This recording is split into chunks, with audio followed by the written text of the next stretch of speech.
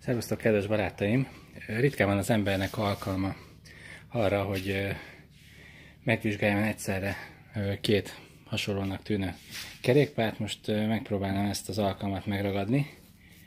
A történet röviden annyi, hogy a Decathlon visszahívta a Between sorozatból a Bifold 7-es névre hallgató kerékpárokat, amelyek a váznál eltörtek a hegesztésnél. Hát alattam összetört egy,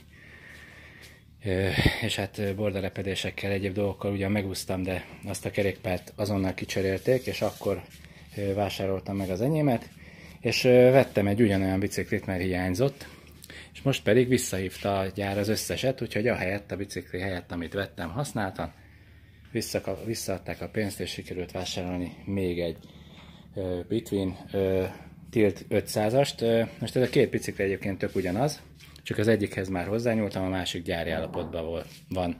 Néhány kis különbséget megmutatnék, amihez érdemes az embernek hozzányúlnia, amikor egy ilyen biciklit vásárol. Kezdjük valamilyen rendszerben, mondjuk föntről lefelé.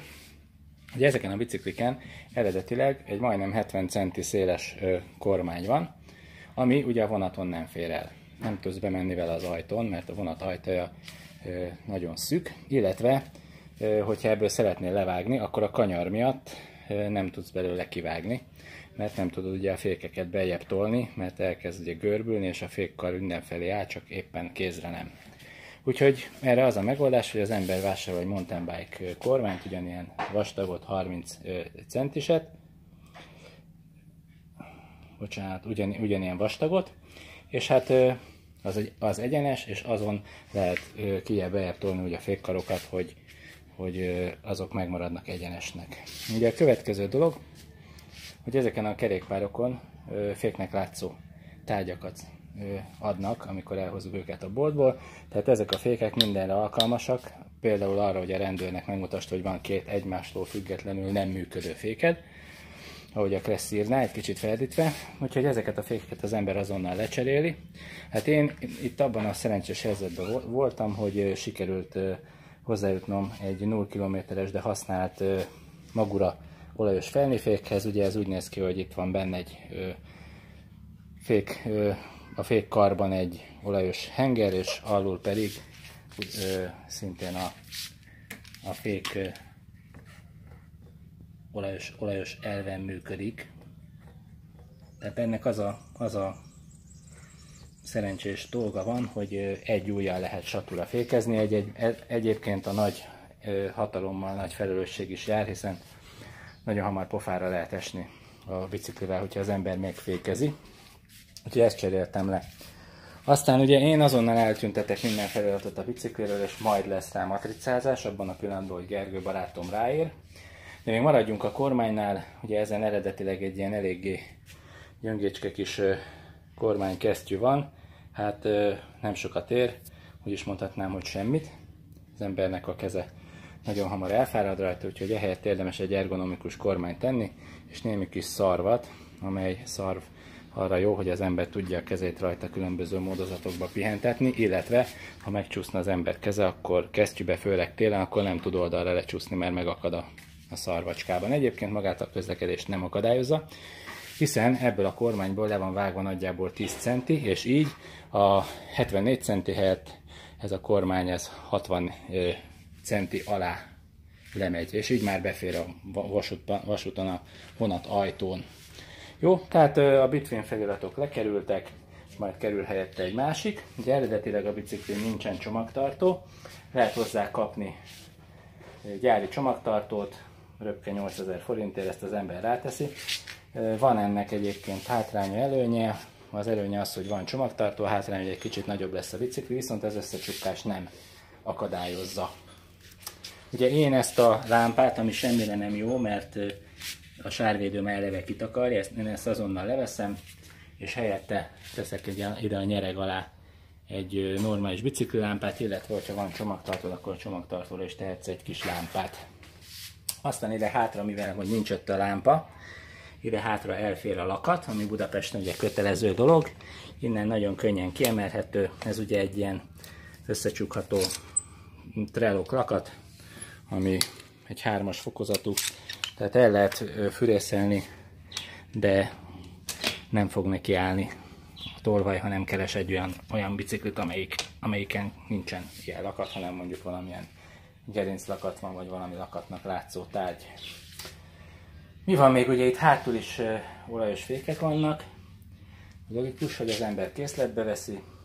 És akkor még egy dolog, hogy ugye ezen a kerékpáron sajnos a saját márkás gumi van, amivel egyébként semmi baj nincs, csak annyi, hogy csúszik össze-vissza, illetve semmilyen mintázata nincs se, az esőt nem vezeti el se semmi, illetve nem túl balonos, 1.75-ös. Na most erre én javaslok ehelyett főleg budapesti közlekedésre egy Big Apple gumit, ami 2.1.25-ös balonosságú. Ebben a gumiban az a jó, hogy ezen a középső felületen fut gyakorlatilag, és ezen a középső felületen nagyon jól szalad a bicikli, viszont nem kell kőkeményre fújni, és így némi rugózást ad a kerékpárnak, ami a pesti mindenféle ilyen sinen és macskakövön áthaladásnál nagyon jól tud jönni. Azt érdekes egyébként, hogy a magyar kerékpáros áruházak még nem vették azt a dolgot, hogy Magyarországon az első keréken kötelező 2 prizma, és a hátsó keréken nem kötelező a prizma. Ezért ők azt csinálják, hogy tesznek az első és a hátsó kerékre egy prizmát, amiért a rendőr az első alkalommal meg is büntet téged. Tehát annyit kell tenni, hogy az ember előre teszi a hátsó prizmát, és már is megfelel a Kressz előírásainak. De egyébként a magyar Kressz szerint a gumi oldalán elhelyezett fényvisszaverő csík a prizmát helyettesíti. Én azért szoktam még ilyen külön fényvisszaverőket is pakolgatni a biciklire látni és látszani elfből a látszani miatt. Aztán, hogyha fölteszel egy ilyen balonos gumit, akkor a normál sárvédő nem fér el, úgyhogy kell helyette egy másik sárvédőt tenni, illetve az látszik még, hogy ez a bicikli sokkal jobban meg van döntve, kitámasztva, mint a másik, hiszen magasabbra kerül a gumi miatt a biciklinek a súlypontja, és így nem éri el olyan szépen a kitámasztó, de így se dől el természetesen. Nagyjából ennyi. Ja, hát igen, a nyereg az olyan, amilyen amúgy nem rossz ez a nyereg, tökéletes, de hát nekem volt egy zselés nyergem még a széthullott bicikliről, azt szépen rátettem, és hát azért ez sokkal kényelmesebb, illetve amit tudok még javasolni mindenkinek, az egy zsák, amiben a biciklit bele lehet húzni. A Turnnek van egy ilyen zsákja, amit rá lehet borítani a biciklire, amikor össze van csukva, és onnantól kezdve vállon hordható, és be lehet vinni moziba, ruhatárba le lehet adni, föl lehet vele szállni a metróra, buszra, mindenhova, hiszen táska és nem bicikli attól a pillanattól kezdve. És még a másik, hogy föl lehet például szállni a nemzetközi vonatra ingyen.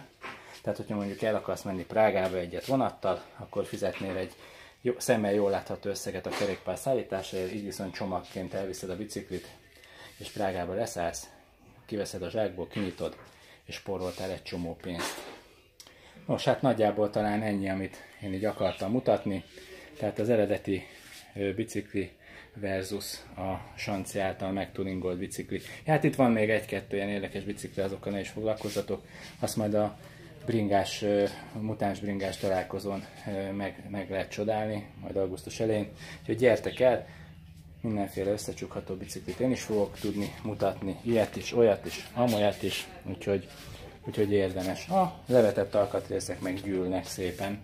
Ugye ez a bicikli sem marad így, ez a bicikli is meg lesz tuningolva egy kicsit, tehát már az alkatrészek össze vannak hozzá gyűjtve, normális fékkarokkal, sárvédő és hát lámpa, mert ugye eredetileg ezen a biciklén terül csak egy fényvisszaverő van, viszont ide a saját lámpáját a Decathlonnak be lehet építeni, és abban a pillanatban ugye van egy vázba épített lámpád, amit egyrészt nem tud senki, hogy ott van, legalábbis a legtöbben nem tudják, ezért nem lopják el. Másrészt pedig nagyon csini. Úgyhogy röviden ennyi. Remélem tetszik. A bicikli egyébként jó, én használom, most már egy 4 hete járok vele Budapesten. Bírja a kiképzést, kegyetlenül szalad. Ugye ezekkel a kis tuningokkal meg fölveszi a versenyt szerintem a 2-3-szor ilyen drága kerékpárokkal is, hiszen az összecsukható biciklik nagyon drágák. Na ez nem, ugye ez a Decathlonos változat, ez egy viselhető. És hát ami a lényeg, és azért vettem újra Decathlonos biciklit, annak ellenére, hogy összetört alattam mert a vázra örök élet garancia van, és visszaadták a pénzt most már 2-szer is, Tehát tényleg működik ez a dolog, nem csak egy meghirdetett marketingfogás, a Decathlon ebből a szempontból nagyon rendes, és tartja a szavát. Úgyhogy hajrá! Köszönöm a figyelmet, remélem tetszett a tuning. Sziasztok!